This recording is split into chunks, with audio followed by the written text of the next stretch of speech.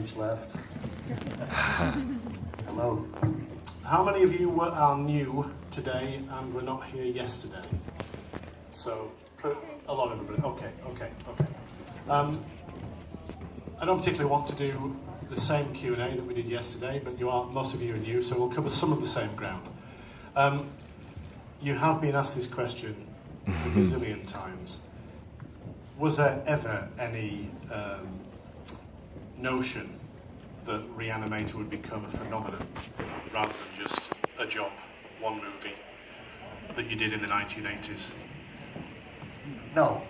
I would say the first inkling that I ever had was the second week of shooting, and Mac Alberg had come on as director of photography. We had someone else for the first week and they were let go, and Mac came on, the great Mac Alberg. We've worked with him a number of times, and I just have this distinct memory of this veteran director of photography. It was the basement scene where I'm trying to convince Bruce to help me, Dan Kane to help me with this great experiment of mine. And I just have this image of Mac sitting behind the camera like this, just looking through the lens while they lit. And he pulled his eye away, and really to no one in particular, but I was standing there, he said, "You know, I think this movie is going to be pretty good." And I said, "Really?" Because I had nothing to base it on. He said, "I think so, yeah." And he was right. His eye, he knew it. Well, for me, I don't know, I hear what you're saying, but I remember at the time when the movie came out, we did really well, and we got some really great reviews from Roger Ebert and from a woman named Pauline Kael, and at the time I was so excited about that, and I saw the movie and I thought it was really good, and I remember telling my agents, "Wow, we've got some great reviews from this movie.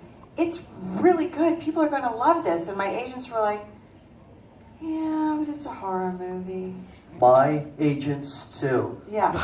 Yeah, so Mac saw something, but it took a while, I think, for the culture and the viewers to create it, like you guys, to create it into the cult classic that it's become. Because it really, when it first came out, it wasn't like a darling film. I mean, people saw it and they were outraged and they thought it was interesting, but it, you know, horror was like the dirty stepsister of the movies, and it just took a while for the mainstream to catch up with the fact that horror movies are cool, which you guys have all known for a long time. So it took a long time for it to become the cult classic that it is today. Yeah, we didn't really get like respect right out of the gate. I do remember when it came out that the reviews were really like yin and yang. Really great, or, you know, you're going to be appalled by this movie. Mm-hmm.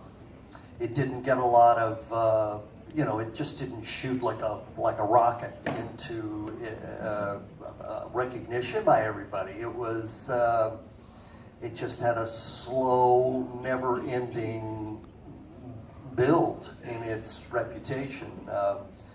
Kind of like one of our zombies, it just wouldn't die. and I think we benefited a lot from first word of mouth, because when the movie came out in America, it was not rated. They didn't take it to the ratings board. You can do that. You just kind of limit your ability to publicize. You limit the kinds of theater chains. Some theater chains won't show a movie that's unrated. So it really had some strikes against it in terms of breaking out, but the word of mouth, this is pre-internet, the word of mouth was like a wildfire, and the mainstream media didn't really pick up on that. But, you know, the fans were there, and they just kept telling their friends, you have to see this movie. And then thankfully there was a VHS release, and even more people saw it, and then it's almost a generational thing. And then DVDs came out, and then it was a whole other, and then the newer and better packages.